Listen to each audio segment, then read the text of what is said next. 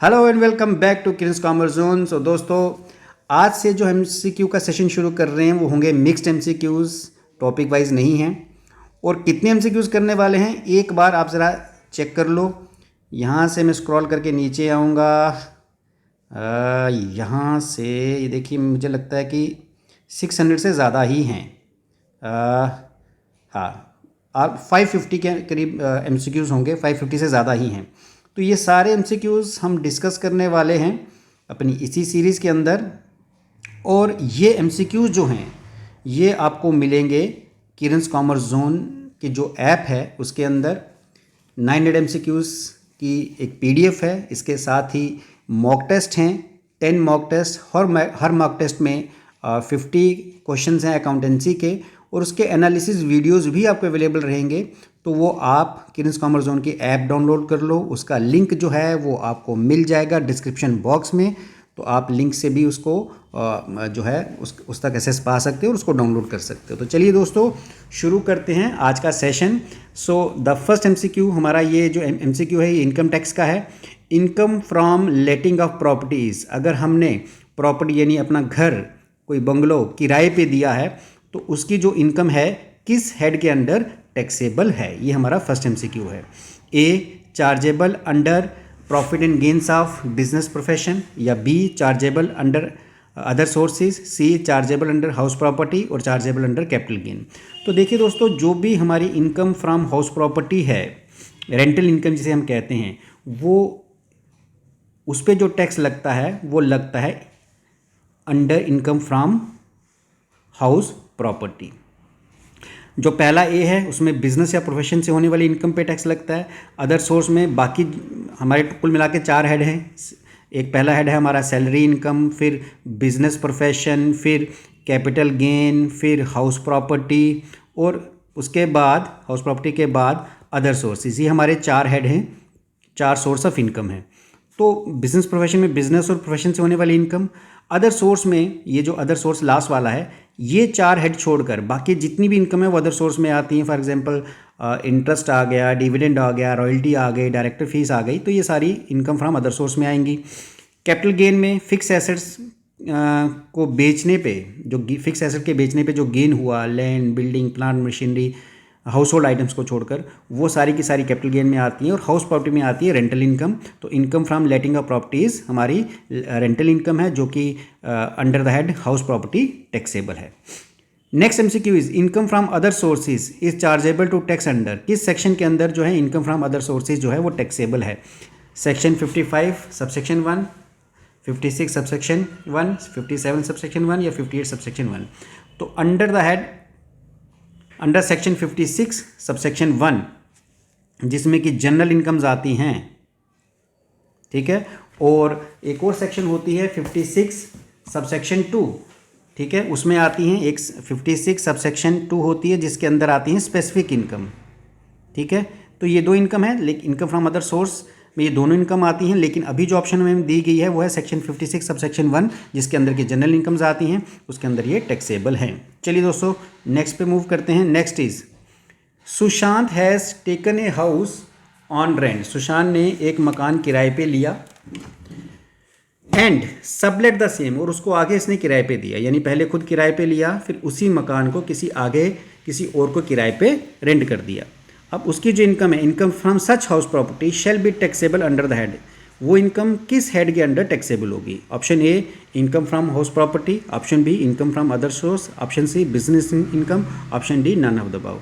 तो सुशांत ने अगर मकान लिया और किसी और को आगे किराए पे दिया तो वो उसके रेंटल इनकम नहीं है, उसकी इनकम फ्रॉम हाउस प्रॉपर्टी नहीं है, क्योंकि रेंटल इनकम हमेशा उसकी मानी जाती है जो हाउस का ओनर होता है या मकान का मालिक होता है। तो सुशांत ने तो पहले किराए पे लिया फिर आगे किराए पे दिया, तो वो उसके रेंटल इनकम नहीं है, क्योंकि रेंटल इनकम में फॉल करने के लिए सबसे पहली कंडीशन, ज़रूरी कंडीशन क्या है कि जो भी वो रेंट रिसीव कर रहा है वो मकान का मालिक होना चाहिए। यहाँ पर सुशांत मकान का मालिक नहीं है, तो रेंटल इनकम नहीं है। उसकी वो इनकम जाएगी under the head income from other source में। B is the right answer. So third question का जो राइट आंसर रहेगा that will be B. Next question is A profit and loss account is prepared. Profit and loss account हम बनाते हैं A for a certain given period, B at a particular point of time, C on fix date and D none of this. देखिए profit and loss account जो बनाते हैं एक given period के लिए बनाते हैं, एक साल के लिए बनता है, तो साल जनवरी से दिसंबर हो सकता है, 1 अप्रैल से 31 मार्च हो सकता है, so for a certain given period के लिए बनता है। At a particular point of time हम बनाते हैं balance sheet. So a profit and loss account is prepared for a certain given period, a is the right answer. चलिए जी next पे मूव करते हैं। Next is marshalling of balance sheet means. Marshalling of balance sheet का मतलब क्या है? Marshalling of balance sheet का मतलब होता है कि एसेट्स और लाइबिलिटीज़ को उनकी लिक्विडिटी के हिसाब से लगाना, यानी जो जल्दी बिकने वाले एसेट्स हैं उनको पहले दिखाना, जो जल्दी पे करने वाली लाइबिलिटीज़ को पहले दिखाना, जो लेट बिकने वाले एसेट्स हैं जो लेट कैश में रियलाइज होंगे उनको बाद में दिखाना। इसी तरह लाइबिलिटीज़ जो सबसे आखिर में पे करनी है उनको बाद में दिखाना, या फिर उलट हो सकता है कि पहले वो एसेट्स दिखा दो जो सबसे लेट कैश में कन्वर्ट होंगे और जो सबसे जल्दी कैश में कन्वर्ट होंगे उनके लास्ट में दिखा दो। तो इसी को मार्शलिंग ऑफ बैलेंस शीट कहते हैं, यानी एसेट्स को उनकी लिक्विडिटी के हिसाब से दिखाना। सो अब ऑप्शन पढ़ लेते हैं क्या है। A the ordering of his assets and liabilities, assets and liabilities को किसी ऑर्डर में लगाना। B the totaling of assets and liabilities. C neither of two, both A and B. तो मैंने अभी बताया कि मार्शलिंग ऑफ बैलेंस शीट का मतलब होता है एसेट्स को उनकी लिक्विडिटी के हिसाब से, उनके ऑर्डर के हिसाब से लगाना, कि जो पहले जल्दी कैश में कन्वर्ट हो जाए वो पहले दिखा दो, या फिर जो सबसे लास्ट में कैश में कन्वर्ट हो उनको पहले दिखा दो। तो एक ऑर्डर में उनको लगाना, उसी को हम मार्शलिंग कहते हैं। तो उस हिसाब से इसका आंसर रहेगा ए। चलिए जी next. The manager is entitled to a commission of 5% on profit after charging the commission. Manager की कमीशन कितनी है? प्रॉफिट का 5% उसकी कमीशन निकालने के बाद। Profit is ₹2100, therefore the commission will be. अब देखिए एक चीज़ छोटी सी मैं बता देता हूँ, ज़्यादा डिटेल में जाना नहीं है, कि जब भी ये वर्ड आफ्टर दिखेगा आपको, तो जब भी वो परसेंटेज आप किसी अमाउंट पे लगाओगे तो अपने कैसे लगानी है। फॉर एग्जांपल हमारे पास प्रॉफिट 2100 का है, मैनेजर की कमीशन कितनी है? 5% on profit after charging. After charging याद रखो, जब भी ये वर्ड आफ्टर होगा तो सिंपली आपने क्या करना है, जो परसेंटेज ऊपर है वो नीचे 100 में ऐड कर देनी है, यानी जो परसेंटेज ऊपर नीचे 100 प्लस वो परसेंटेज हो जाएगी। किस केस में? जहाँ पर आफ्टर लिखा होगा। अगर इसकी जगह बिफोर लिखा हो तो सिंपल परसेंटेज अपॉन 100 हो जाएगा। तो याद रखना बिफोर में प्लस परसेंटेज नहीं करेंगे, आफ्टर में कर लेना है, सिंपल ये याद रखो। तो इसका मतलब 2100 इंटू 5/105, इसको काटेंगे, इसको काटेंगे 0 तो हमारा जो आंसर बन रहा है वो 100 बन रहा है। तो a is the right answer. चलिए दोस्तों नेक्स्ट पे मूव करते हैं। On 1 Jan 2019 a partner advanced a loan of ₹1 lakh to the firm. Partner ने फर्म को लोन दिया, कितने का? 1 लाख का। कब दिया ये भी याद रखना है, 1 जनवरी 2019 को।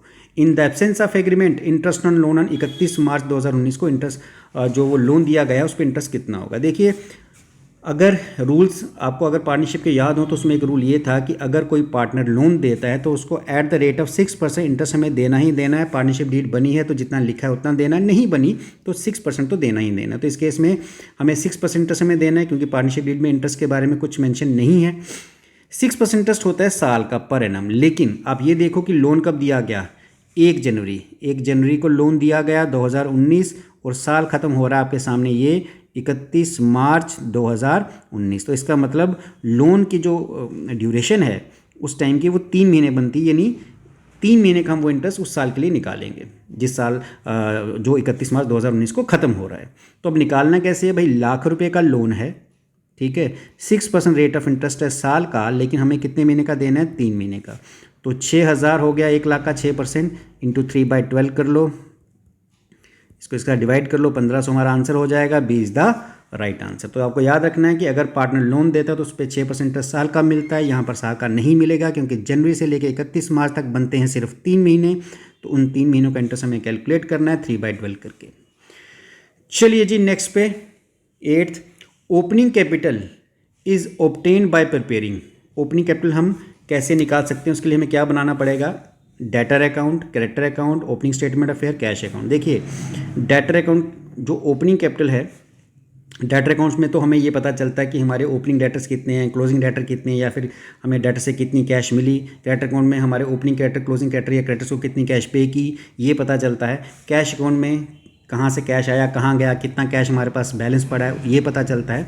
लेकिन जब हम ओपनिंग स्टेटमेंट ऑफ अफेयर बनाते हैं तो वो उसमें हमें पता चलता है हमारी ओपनिंग या फिर क्लोजिंग कैपिटल के बारे में भी।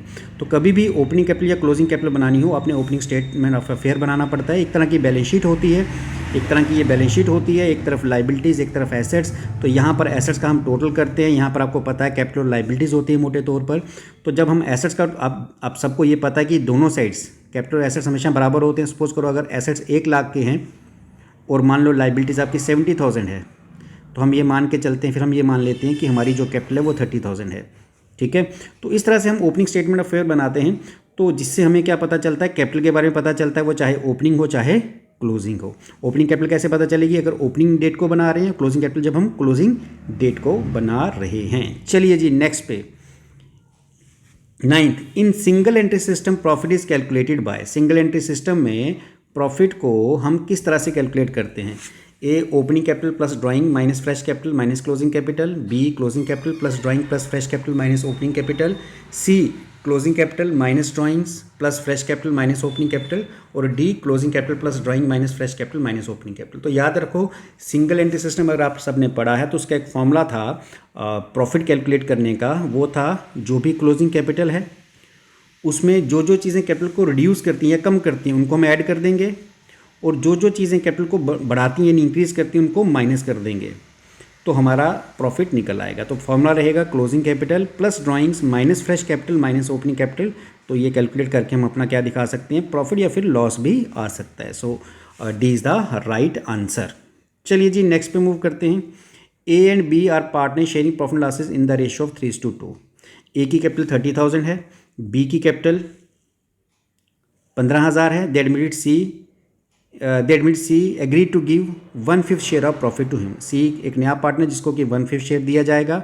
How much C should bring in two words his capital. C कितनी कैपिटल लाएगा। देखिए सी का जो शेयर है, प्रॉफिट का शेयर, वो डिपेंड करता है उसकी कैपिटल पे। जितनी वो कैपिटल लाएगा उतना ही वो उसको हम शेयर भी ऑफर करेंगे। अब अगर उसको 1/5 शेयर दिया जा रहा है, इसका मतलब ये हुआ कि वो टोटल कैपिटल का 1/5 लाएगा। और टोटल कैपिटल कैसे कैलकुलेट करनी है, देखिए टोटल कैपिटल आपको कैसे कैलकुलेट करनी है। पहले ए की कैपिटल देखो, एज कैपिटल कितनी है 30,000, और ऐड कर लो इसमें बीज कैपिटल। बी की कैपिटल कितनी है 15,000। 30 और 15 हो गया 45,000। ये आ गई ए और बी की टोटल कैपिटल। लेकिन अगर हमें फर्म की टोटल कैपिटल निकालनी है, ये ए और बी की है, टोटल कैपिटल फर्म की निकालनी है। फर्म का मतलब हो गया ए बी सी तीनों की। तो हम क्या करेंगे, जो ए और बी की टोटल कैपिटल आई है 45,000, इसको मल्टीप्लाई कर देंगे इनके शेयर के रेसिप्रोकल के साथ। किनके शेयर के रेसिप्रोकल के साथ, ए और बी का को जो कंबाइंड शेयर है। तो ए और बी का हम शेयर निकालेंगे कैसे, देखिए अगर टोटल कैपिटल मान लो हम 1 मान लेते हैं, टोटल प्रॉफिट हम 1 मान लेते हैं, उसमें से अगर हम सी का उसका शेयर वापस कर दें, सी को उसका शेयर दे दें 1/5, तो बैलेंस कितना बचेगा 4/5। आई होप आपको एलसीएम तो आता होगा, तो बैलेंस बचेगा 4/5। तो ये अगर टोटल प्रॉफिट में से मैंने सी का शेयर उसको दे दिया, इसका मतलब ये शेयर जो 4/5 बचा ये किसका है, ए एंड बी का। तो मैंने क्या कहा कि हमें टोटल कैपिटल कैसे निकालनी है, जो भी हमारी कैपिटल आई है इसको मल्टीप्लाई कर देंगे जो शेयर ए और बी का है इसके रेसिप्रोकल के साथ। तो ज़रा करके देखते हैं, 45,000 इंटू रेसिप्रोकल क्या बनेगा 5/4। तो ज़रा मैं इसको कैलकुलेट करके आपको दिखा देता हूँ। मैं कैलकुलेटर यूज़ कर लेता हूँ क्योंकि कहीं गलत हो गया तो फिर से कैलकुलेशन करनी पड़ेगी, फालतू में टाइम लग जाएगा। इंटू 5/4 ये बन रहा है 56,250। भाई ये टोटल आ रहा है 56,250, मतलब फर्म की टोटल कैपिटल ये है। अब मुझे अगर किसका शेयर निकालना है, मुझे निकालना है सी का शेयर। तो सी का शेयर कितना हो जाएगा, आप सिंपल ये करो 56,250 वगैरह फर्म की टोटल कैपिटल है, और सी को अगर 1/5 शेयर दिया जा रहा है तो उसको 1/5 के साथ डिवाइड कर लो। तो कैपिटल भी उसको 1/5 देनी पड़ेगी।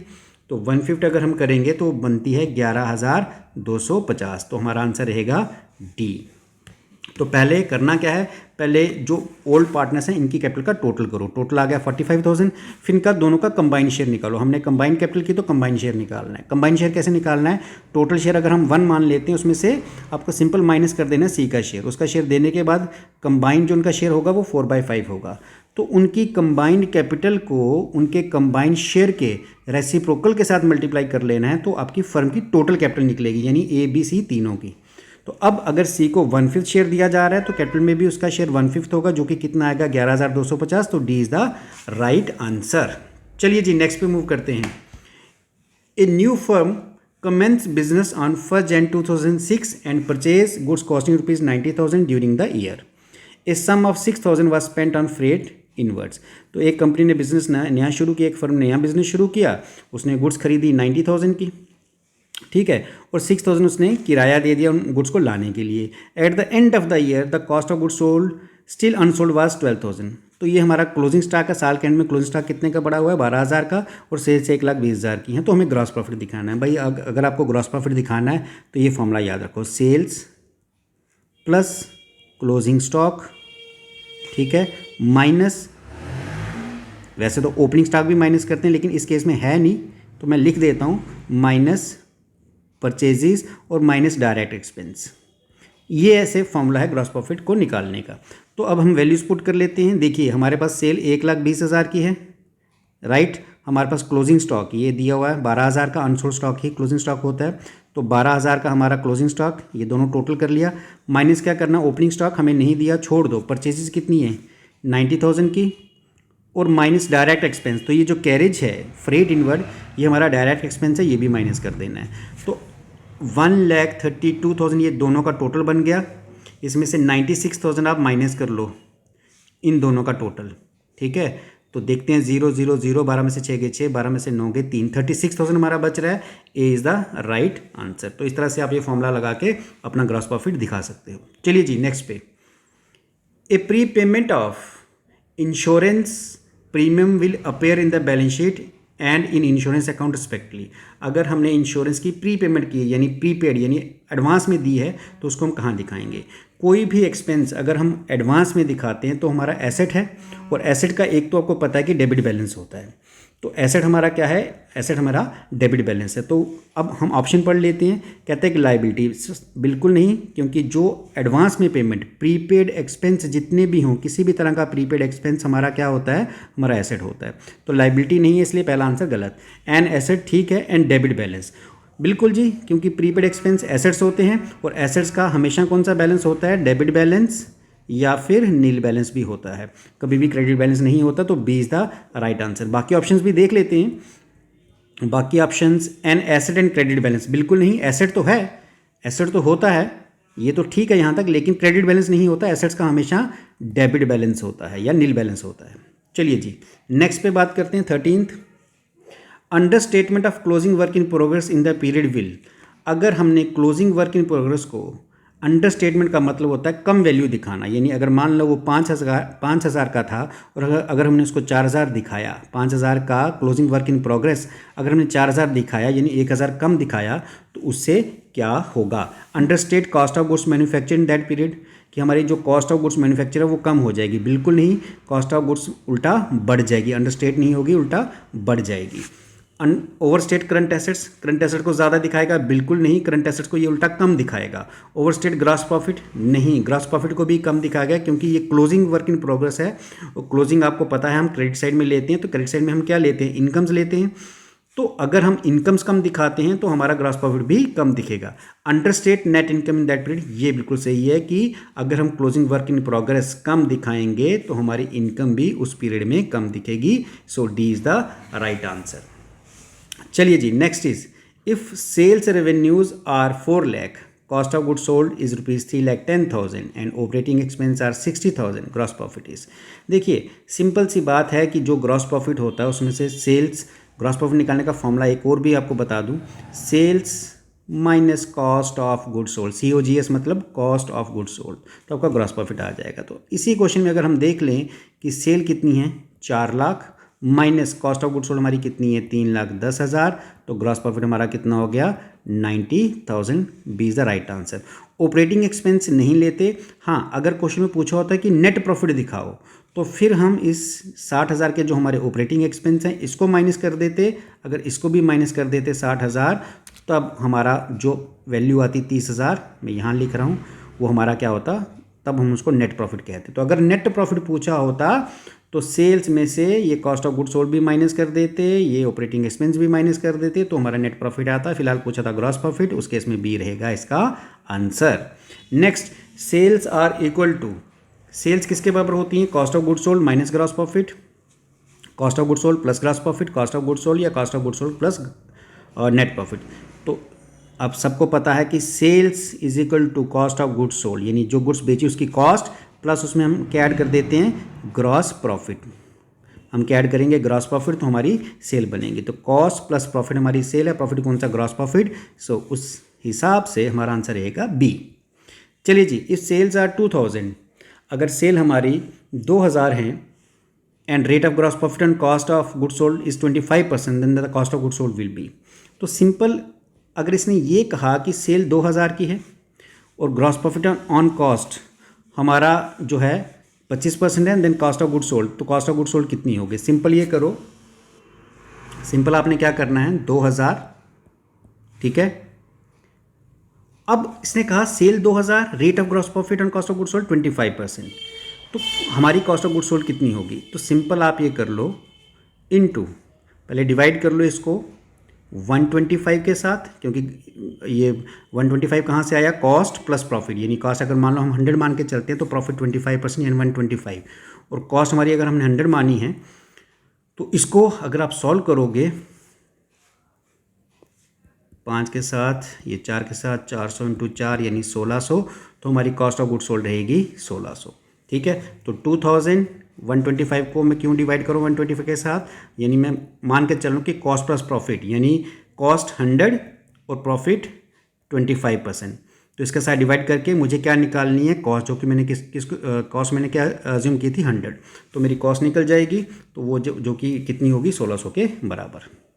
चलिए जी next, sales for the year ended 31 March, हमारे पास सेल्स जो 31 मार्च की सेल है वो 10 लाख है, और sale included goods sold to mister A for ₹50,000 at a profit of 20% cost, such goods are still laying in the godown at the buyers risk, such goods should be treated as part of. देखिए हमने किसी mister A को cell की थी, 50,000 की cell cost थी goods की, उसमें प्रॉफिट भी ऐड था, लेकिन वो गुड्स हमारी गोडाउन में ही पड़ी हैं उसी के रिस्क पे। यानी कई बार ऐसा होता है कि जिसको हमने चीज़ बेची, वो जो चीज़ हमने बेची वो हमारे पास ही छोड़ के चला जाता है, तो उसको हम क्या मानेंगे भाई, उसको तो हम सेल ही मानेंगे, क्योंकि हम तो चीज़ उसको दे चुके हैं, अब उसने चीज़ हमारे पास रखी है, लेकिन जो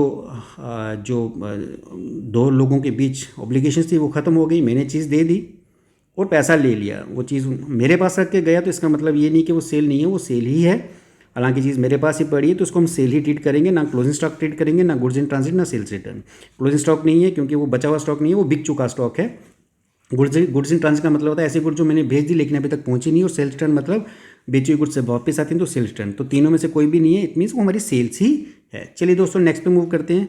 the capital of sole trader would change as a result of, एक सोल ट्रेडर की कैपिटल कब चेंज होगी, a creditor being paid his account by cheque, अब क्रेडिटर को हमने चेक से पेमेंट की तो हमारी लाइबिलिटी कम हो जाएगी, हमारा बैंक बैलेंस कम हो जाएगा, तो कैपिटल पे कोई फर्क नहीं आने वाला। Raw material being purchase on credit, अगर हमने रॉ मटेरियल खरीदा तो हमारी जो परचेज हैं, यानी हमारा जो स्टॉक है, परचेज की जगह मैं स्टॉक लिख देता हूँ, हमारा स्टॉक बढ़ जाएगा, प्लस हो जाएगा, और उधार है तो लाइबिलिटी भी हमारी बढ़ जाएगी। फिक्स एसेट अगर हमने खरीदे तो हमारे फिक्स एसेट्स बढ़ जाएंगे, फिक्स एसेट्स, और उधार खरीदा तो लाइबिलिटी भी बढ़ जाएगी। वेजेस पेड इन कैश, तो हमारा कैश कम हो जाएगा, और हमारी जितने भी एक्सपेंस है, क्योंकि कैपिटल में से करते हैं तो कैपिटल भी कम हो जाएगी। तो कैपिटल कब चेंज होगी, जब हम वेजेस कैश में पे करेंगे। तो दोस्तों ये थे आज के एमसीक्यूज़। नेक्स्ट जो है एमसीक्यूज़ हम नेक्स्ट सेशन में करेंगे। आज के लिए इतने ही दोस्तों, थैंक यू वेरी मच।